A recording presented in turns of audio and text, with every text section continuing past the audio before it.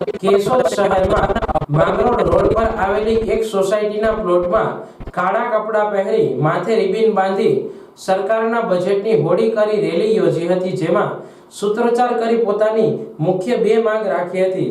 જો તે નહીં સ્વીકારાય તો આંગણવાડી બહેનો આંગણવાડીને તાળાબંધી કરશે તેવી ચીમકી ઉચ્ચારી હતી। આ વિરોધ પ્રદર્શનમાં આંગણવાડી બહેનોએ બજેટમાં તેમના માટે આયુષ્યમાન કાર્ડના લાભોની જાહેરાત કરવામાં આવી છે, તે સરકારનો માત્ર દેખાડો છે। તેનો વિરોધ કરી તેમના પગારને જોતા આ લાભ તો તેમને મળવો જોઈએ તે માટે સરકાર દ્વારા 1 વર્ષથી કાર્ડ આપવામાં આવ્યા છે, પરંતુ સરકાર બજેટમાં આંગણવાડી બહેનોને નોકરીમાં કાયમી નિમણૂક આપે અને તેમને મળતા વેતનમાં વધારો કરે તેનો ઉલ્લેખ કરાયો નથી। તેથી વિરોધ પ્રગટ કરી બજેટની હોળી કરી હતી। हमारी मांगे पूरी करो नहींतर खुर्सी खाली करोना नाराओ लगावी सूत्रोच्चार करी रेली योजी हती।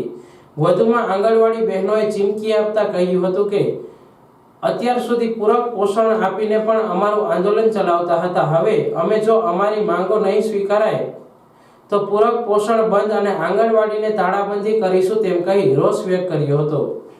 મારું નામ છે રાતિયા શાંતિબેન દેવાભાઈ, હું આંગણવાડી વર્કર તરીકે કેશોદમાં ફરજ બજાવું છું।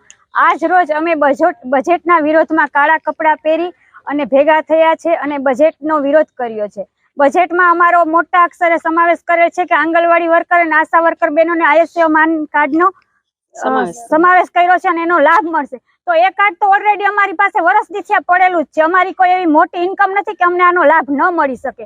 અમારો પગાર વર્ષે 1 લાખની આસપાસ જ થાય છે, એટલે આ તો અમને મળવા પાત્ર હતું અને અમારી પાસે છે જ। એની સરકારે મોટા મોટા અક્ષરે જાહેરાત કરી છે, પણ અમારે જે જોતું છે એ અમારે કાયમી કરવાનો અને પગાર વધારો અને લઘુત્તમ વેતનમાં સમાવેશ કરવાનો અમારો જે મેન અમારી માગણી હતી એ તો સરકારે સંતોષી જ નથી અમારી માગણી।